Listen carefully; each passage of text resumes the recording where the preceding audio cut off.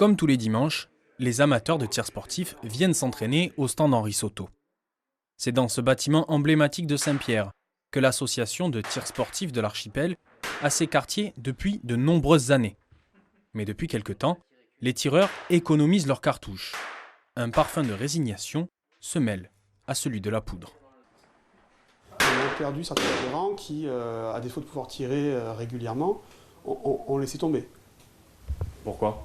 Ils n'ont pas pu trouver les munitions pour les armes, pour venir tirer avec nous. L'air comprimé ne les intéressait pas forcément, donc ils ont arrêté. On en a perdu quelques-uns. Bon, on en a retrouvé des nouveaux cette année, mais là, on a quand même une épée de Damoclès sur l'approvisionnement en munitions. Notamment parce que les trois armuriers qui s'en occupent dans l'archipel ont des soucis à la fois réglementaires, mais aussi d'approvisionnement continu, quoi. Outre les tireurs sportifs, les chasseurs sont aussi impactés. À Saint-Pierre-et-Miquelon, la chasse est une activité traditionnelle.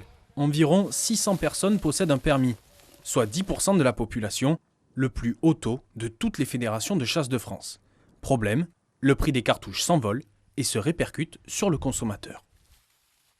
Si on fait exploser les prix, on va réduire l'accès à la chasse à ceux qui ont les moyens de se payer des cartouches, parce que si les prix explosent, on va réduire l'accès à la chasse pour certains chasseurs. Et là, tout d'un coup, on nous dit ça fait des dizaines d'années que vous chassez avec des cartouches canadiennes. Aujourd'hui, c'est fini, il faut chasser avec des cartouches CIP. Pour nous, ça n'a pas de sens. Il faut prendre en compte l'environnement dans lequel on est, donc nord-américain. Il y a des cartouches au Canada qui sont certifiées. Il n'y a pas plus d'accidents avec des cartouches canadiennes qu'avec des cartouches CIP. Donc pour nous, c'est un non-sens, quoi. Depuis 2022, la norme CIP, Commission internationale permanente, est appliquée sur le territoire.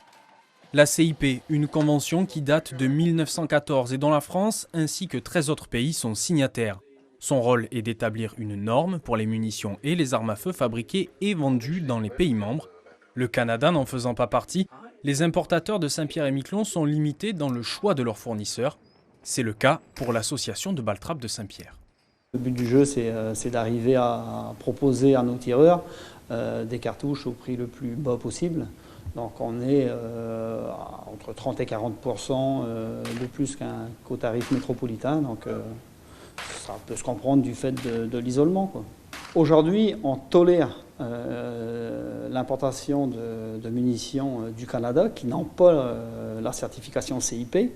Et si demain cette tolérance est arrêtée, le Baltrap s'arrête aussi, puisque le prix des munitions à Saint-Pierre triplerait. Car le prix des munitions dépend des coûts de transport. Ici, c'est le fret aérien qui pose problème. Entre 8 et 9 000 euros pour une palette de munitions de chasse en provenance de métropole, contre un coût compris entre 500 et 600 euros depuis le Canada, soit 15 fois moins cher. On arrive à un moment où on aurait pu être intéressé pour importer du Canada, puisque depuis quelques années, le transport des cartouches depuis l'Europe s'est complexifié. On n'a plus le droit de transporter des cartouches où c'est extrêmement compliqué de le faire en transatlantique sur un cargo. Donc on le fait en fret aérien, ce qui apporte un surcoût énorme. Donc le marché canadien ou des fournisseurs canadiens peuvent à l'heure d'aujourd'hui être beaucoup plus attractifs en termes de coûts. Si on achète 1 euro en France, arrivé ici après le transport et les taxes, on est à peu près à 2,39 € de coef, c'est-à-dire qu'on a un prix de revient de 2,39 pour 1 euro à l'achat. Entre le prix du transport et la complexité administrative, un armurier de l'archipel est au bord du gouffre. En 2021, ils étaient encore 4 revendeurs, dont un à Miquelon, qui a fermé boutique. Un tableau sombre, mais une déclaration du gouvernement le 6 décembre dernier fait renaître un espoir. Nous pourrions expérimenter le passage directement par le Canada ou par les États-Unis pour les armes ou pour les munitions dès le début de l'année 2024. D'ailleurs, j'ai demandé au service des armes du ministère de l'Intérieur de se rendre à Saint-Pierre-et-Miquelon tout début du mois de janvier afin de pouvoir mettre en place cette expérimentation. Cette annonce était attendue dans l'archipel. Les amateurs de tir ainsi que les armuriers vont pouvoir se fournir en armes et en munitions au Canada et aux États-Unis. Le tout sous le contrôle de la préfecture et des douanes.